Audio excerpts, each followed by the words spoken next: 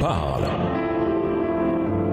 Chaque jour, Charles et Carole vous présentent la leçon de l'école du sabbat.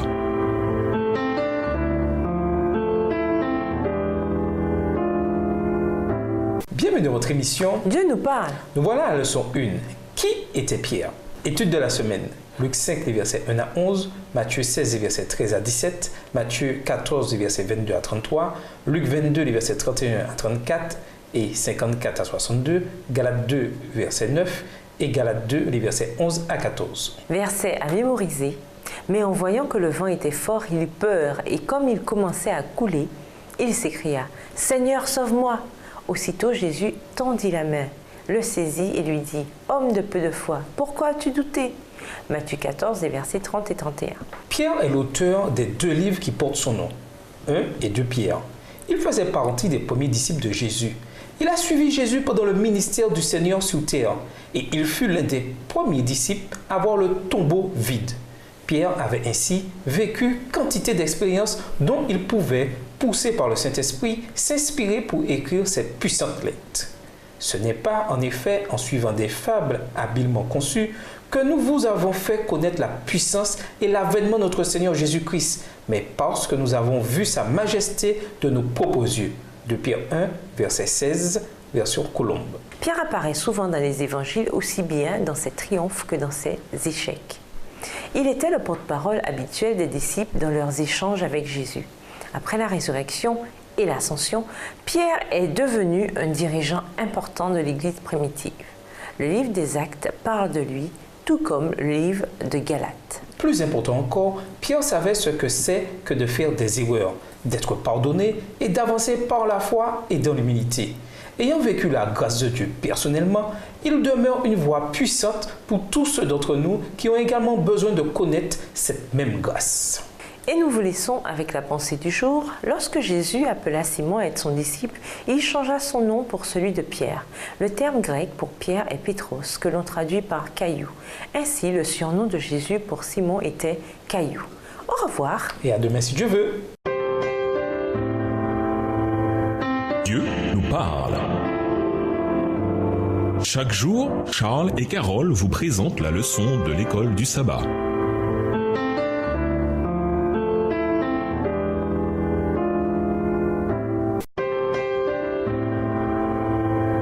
Dieu nous parle.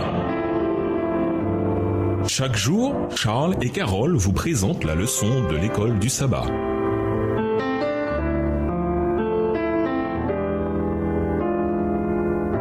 Bienvenue dans votre émission Dieu nous parle. Nous voilà à la leçon de dimanche. Éloigne-toi de moi. La première fois que nous rencontrons Pierre, il est pêcheur sur la mer de Galilée. Matthieu 4, verset 18, Marc 1, le verset 16 et Luc 5, les versets 1 à 11. Il vient de travailler toute la nuit sans attraper un seul poisson. Mais alors, lui et ses compagnons obéissent à Jésus qui leur ordonne de retourner pêcher. Comme ils ont dû être stupéfaits d'attraper tant de poissons que leur bateau s'enfonçait. Qu'ont-ils pu penser après ce miracle? Lisons Luc 5, les versets 1 à 9. Que nous révèlent les paroles de Pierre à Jésus dans Luc 5, verset 8 sur son caractère?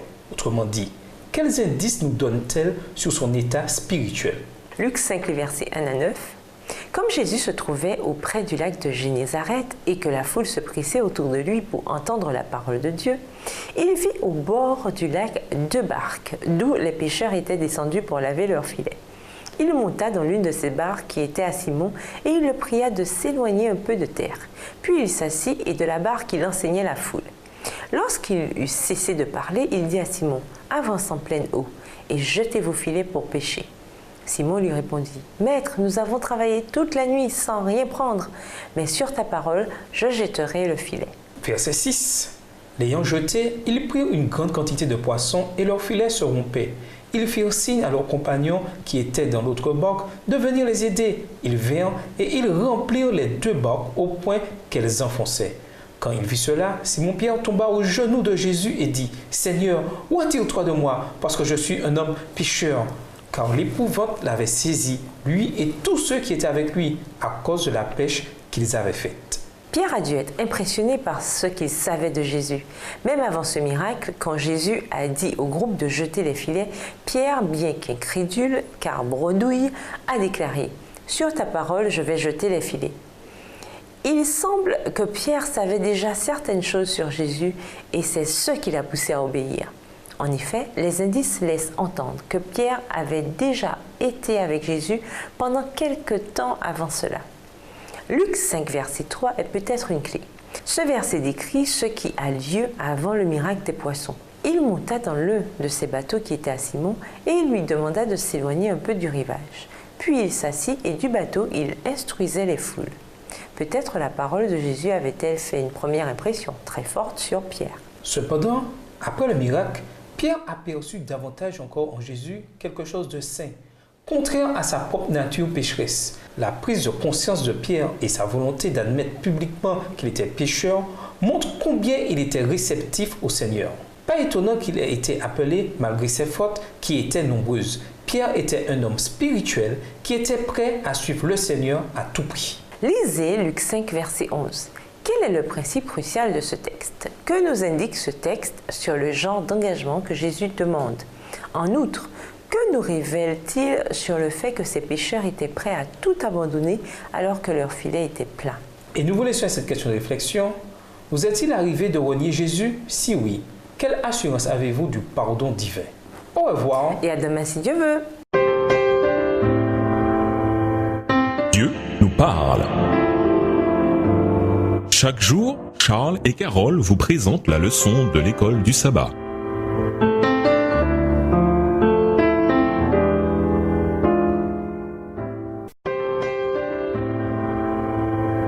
Dieu nous parle. Chaque jour, Charles et Carole vous présentent la leçon de l'école du sabbat.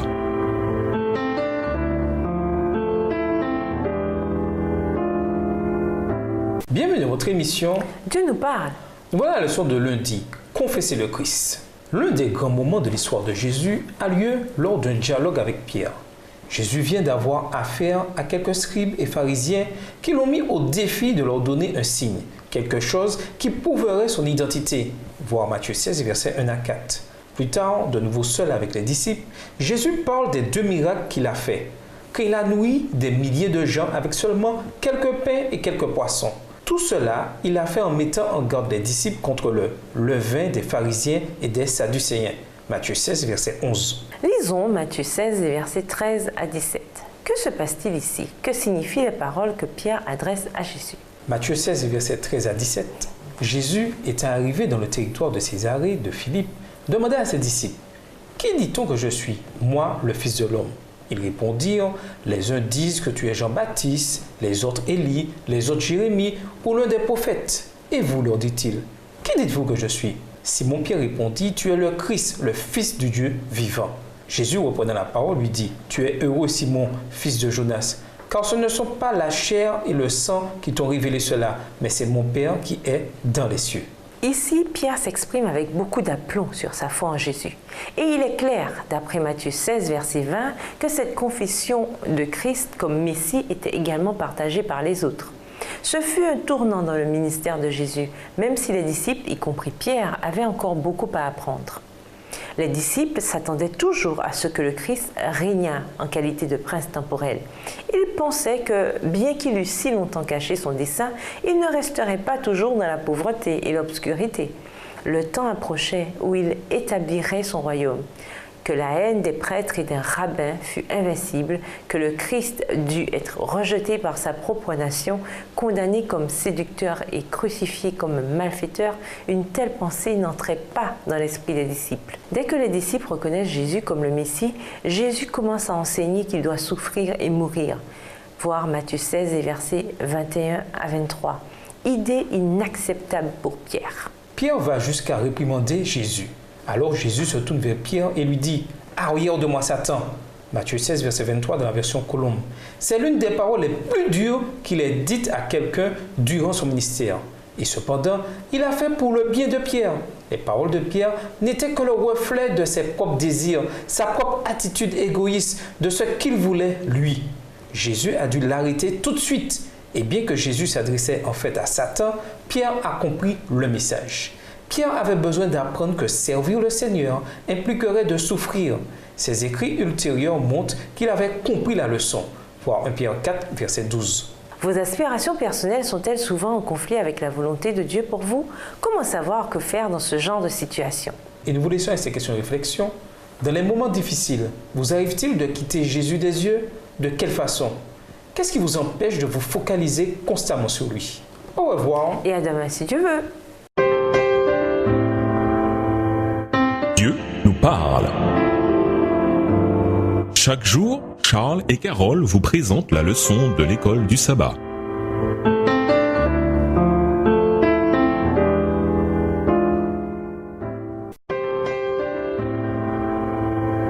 Dieu nous parle.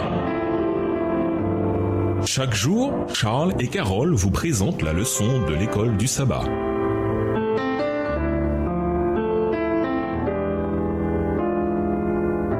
Bienvenue dans votre émission. Dieu nous parle. Nous voilà à la leçon de mardi. Marcher sur l'eau. Pendant le temps qu'ils ont passé avec Jésus, les disciples ont vu bien des choses remarquables, même si peu d'entre elles rivalisent avec les événements décrits dans Matthieu 14, les versets 13 à 33, Marc 6, les versets 30 à 52 et Jean 6, les versets 1 à 21. Jésus s'est servi de 5 petits pains et 2 poissons pour nourrir plus de 5000 personnes. À nouveau, quelles ont pu être leurs pensées après avoir vu une chose pareille? Lisons Matthieu 14, versets 22 à 33. Quelle est la leçon la plus cruciale à tirer de cette histoire pour notre marche personnelle avec le Seigneur? Matthieu 14, versets 22 à 33. Aussitôt après, il obligea les disciples à monter dans la barque et à passer avant lui de l'autre côté, pendant qu'il renverrait la foule. Quand il l'eut renvoyé, il monta sur la montagne pour prier à l'écart. Et comme le soir était venu, il était là, seul. La barque, déjà au milieu de la mer, était battue par les flots, car le vent était contraire. À la 4e veille de la nuit, Jésus alla vers eux, marchant sur la mer. Quand les disciples virent marcher sur la mer, ils furent troublés et dirent « C'est un fantôme !» Et dans leur frayeur, ils poussèrent des cris. Jésus leur dit aussitôt « Rassurez-vous, c'est moi, n'ayez pas peur. » Pierre lui répondit « Seigneur, si c'est toi, ordonne que j'aille vers toi sur les eaux. » Verset 29, et il dit, « Viens. » Pierre sortit de la barque et marcha sur les eaux pour aller vers Jésus. Mais, voyant que le vent était fort, il eut peur, et comme il commençait à enfoncer, il s'écria, « Seigneur, sauve-moi !» Aussitôt, Jésus étendit la main, le saisit et lui dit, « Homme de peu de foi, pourquoi as-tu douté ?» Et ils montèrent dans la barque et le vent cessa. Ceux qui étaient dans la barque vinrent se prosterner devant Jésus et dire, « Tu es véritablement le Fils de Dieu. » Avec le miracle des 5000, ces hommes venaient d'être témoins de la puissance de Jésus d'une manière remarquable.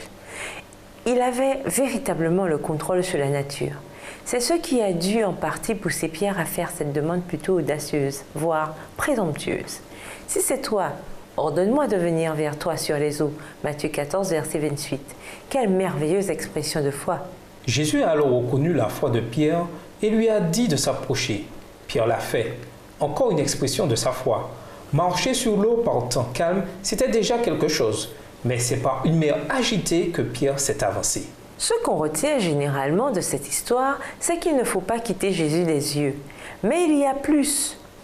Pierre avait certainement confiance en Jésus, sinon il n'aurait pas demandé une chose pareille, vu ce qu'elle impliquait pour lui. Pourtant, après avoir agi, il a commencé à avoir peur et il s'est mis à couler. Pourquoi?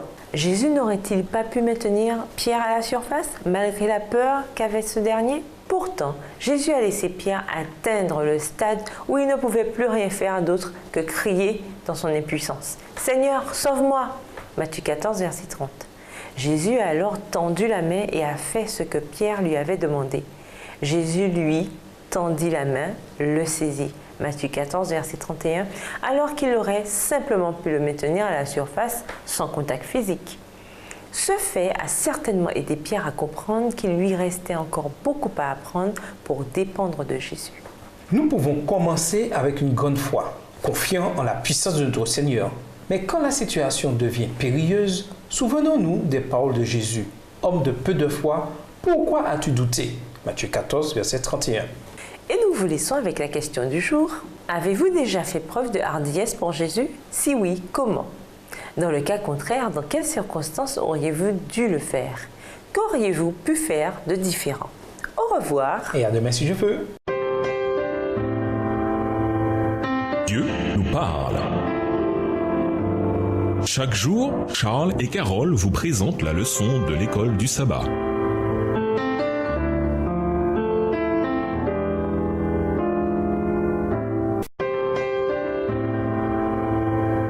Dieu nous parle. Chaque jour, Charles et Carole vous présentent la leçon de l'école du sabbat.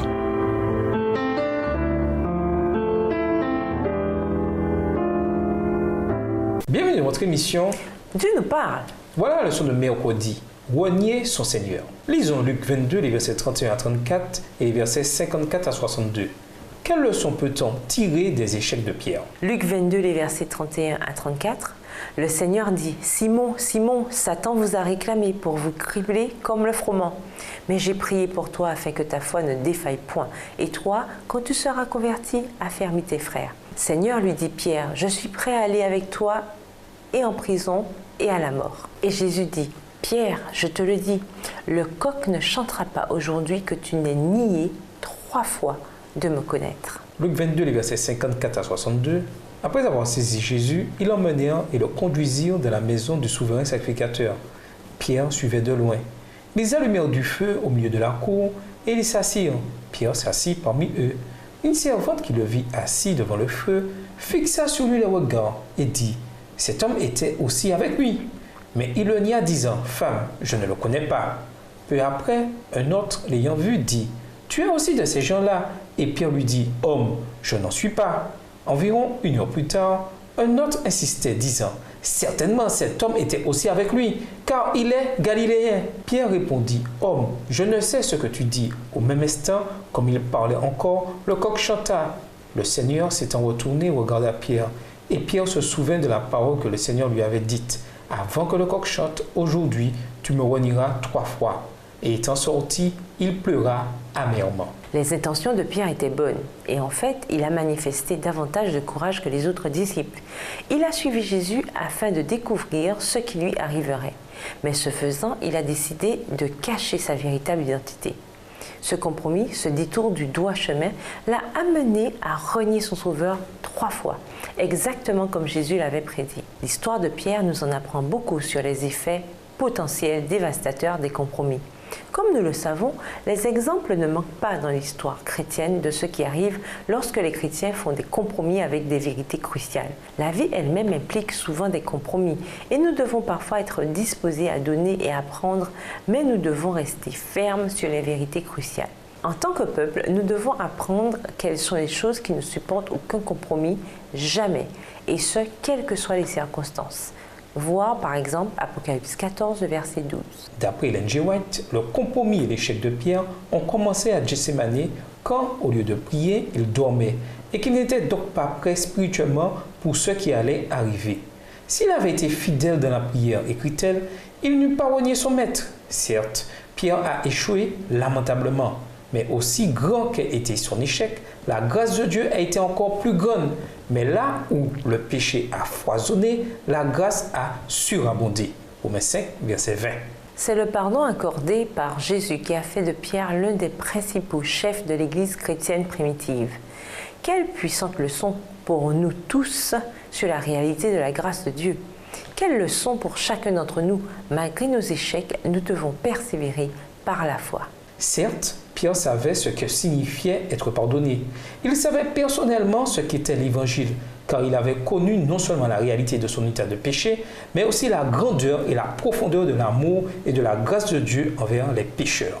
Comment apprendre à pardonner à ceux qui nous ont beaucoup déçus, comme Pierre a déçu Jésus ici? Et nous vous laissons cette question de réflexion. Quel changement spécifique croyez-vous que Dieu vous demande en tant que membre de son peuple choisi? Au revoir. Et à demain si Dieu veut. Dieu nous parle. Chaque jour, Charles et Carole vous présentent la leçon de l'école du sabbat.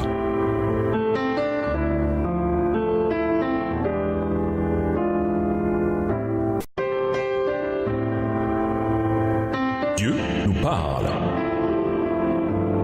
Chaque jour, Charles et Carole vous présentent la leçon de l'école du sabbat.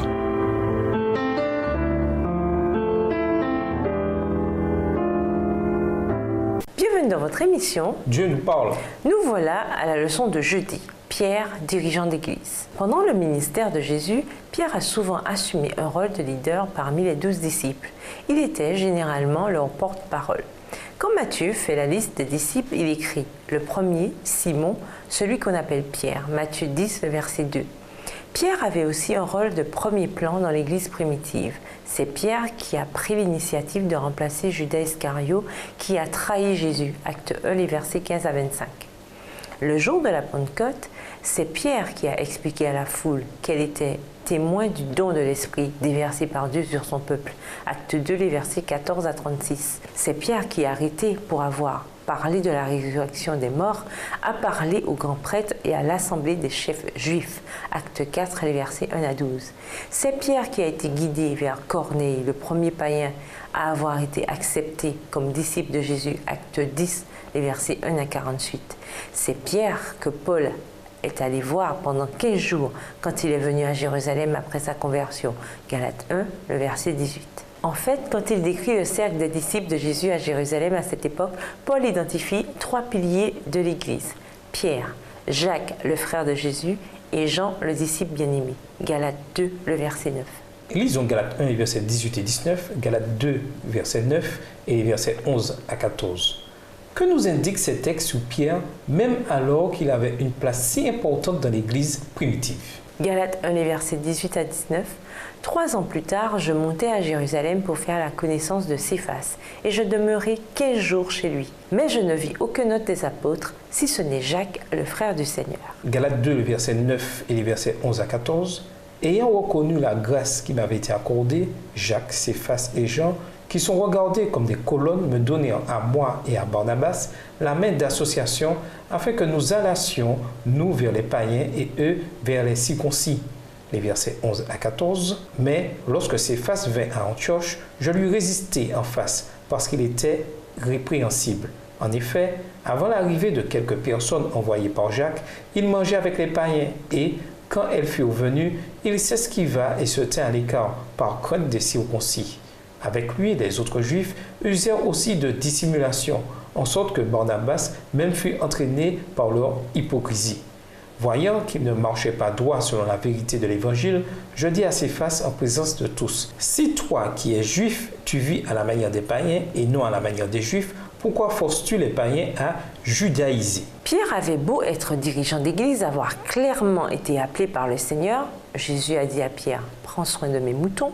Jean 21, verset 17, avoir reçu la vision sur le fait de ne dire d'aucun homme qu'il est souillé ou impur, acte 10, verset 28, il n'avait pas pour autant terminé sa croissance. Au premier jour de l'Église, presque tous les chrétiens étaient des Juifs, dont beaucoup étaient zélés pour la loi. Acte 21, verset 20 à la version Colombe. Dans leur interprétation de la loi, le fait de manger avec des gentils posait problème, car ces derniers étaient considérés comme impurs. Quand des Juifs chrétiens vinrent voir Jacques à Jérusalem, Pierre cessa de manger avec les gentils d'Antioche. Pour Paul, ce genre de comportement était une attaque contre l'Évangile lui-même. Il voyait les actes de Pierre comme de l'hypocrisie pure et simple, et il n'a pas eu peur de le mettre au défi sur cette question. En fait, Paul a profité de l'occasion pour formuler l'enseignement clé de la foi chrétienne, la justification par la foi seule. Voir Galates 2, les versets 14 à 16. Bien qu'appelé par Dieu, Pierre avait encore quelques angles morts à prendre en compte. Comment réagissons-nous quand d'autres cherchent à nous révéler nos angles morts? Et nous vous laissons avec la question du jour. Que nous enseigne l'histoire de Pierre sur notre façon d'évaluer les autres chrétiens? Au revoir. Et à demain si Dieu veut. Dieu nous parle. Chaque jour, Charles et Carole vous présentent la leçon de l'école du sabbat.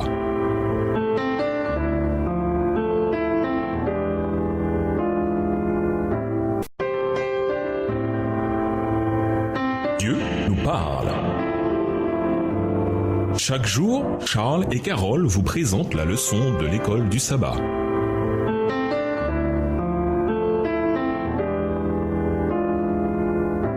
Bienvenue dans votre émission Dieu nous parle. Voilà la leçon de vendredi. Pour aller plus loin, Nous vous invitons à lire dans le livre Jésus-Christ, le chapitre L'appel des disciples, les pages 228 à 234, ainsi que le chapitre Une nuit sur le lac, les pages 366 à 372, livre écrit par Ellen G. White. À partir de la reconnaissance de son propre état de péché jusqu'à sa courageuse déclaration « Toi, tu es le Christ, le Fils du Dieu vivant », Matthieu 16, verset 16, en passant par le terrible reniement de son Seigneur et même par ses triomphes en tant que dirigeant de l'Église, Pierre avait certainement joué un rôle clé. C'est ainsi qu'il a pu, sous l'inspiration infaillible du Saint-Esprit, écrire ce qu'il a écrit, non seulement en théorie, mais d'expérience. Il connaissait non seulement la grâce salvatrice de Christ, mais aussi sa grâce transformatrice. Avant sa chute, Pierre avait l'habitude de parler sous l'impression des circonstances, sans réfléchir. Il était toujours prêt à reprendre les autres, à exprimer son opinion avant même de voir clair en lui-même ou de savoir ce qu'il voulait dire. Une fois converti, Pierre fut tout autre. Il gardait son ancienne ferveur, mais la grâce du Christ dirigeait son zèle. Au lieu d'être impétueux, confiant en soi-même, vaniteux, il était maintenant calme, maître de lui-même et docile. Il était devenu capable de paître les agneaux comme les brebis du troupeau du Christ. Qui ne se reconnaît pas chez Pierre? Qui n'a jamais un jour pris courageusement position pour sa foi? Et qui n'a jamais un jour échoué misérablement? À méditer. Même après son reniement indigne de Jésus, Pierre a néanmoins joué par la suite un rôle de premier plan, non seulement dans l'Église primitive, mais dans la foi chrétienne. Qu'est-ce que cela nous indique sur la grâce de Dieu? Après tout, il a écrit une partie du Nouveau Testament. Quelle leçon peut-on retirer de sa restauration dans la façon dont nous traitons ceux qui, à leur manière, déçoivent le Seigneur? En classe, évoquez les dangers des compromis pour l'Église. Comment déterminer ce qu'il nous faut prendre et laisser et quelles choses ne supportent aucun compromis en aucun cas? Quels exemples de compromis trouve-t-on dans l'histoire de l'Église qui l'ont mené droit à la catastrophe? Quelles leçons tirer de ces événements? Pierre a appris certaines leçons à la dure. En voyant ses erreurs, comment apprendre, mais plus en douceur que Pierre? Pour conclure, Pierre passa par une transformation spectaculaire. De pécheur rude, égoïste, sans éducation qu'il était, il devint un dirigeant christocentrique de l'Église. Il ne fut pas l'auteur d'une telle transformation, c'est Jésus qui changea son caractère. L'apôtre continua à suivre Jésus même après son reniement, une faute terrible. Il permit à Jésus de changer son cœur et de remplacer sa peur et son égoïsme par l'amour. Dieu nous appelle, comme il appelait Pierre, d'une vie d'égocentrisme à une vie d'abandon. C'est seulement alors que nous ferons l'expérience du vrai bonheur dans son plan incomparable pour nous. Au revoir. Et à demain si Dieu veut. Dieu nous parle. Chaque jour, Charles et Carole vous présentent la leçon de l'école du sabbat.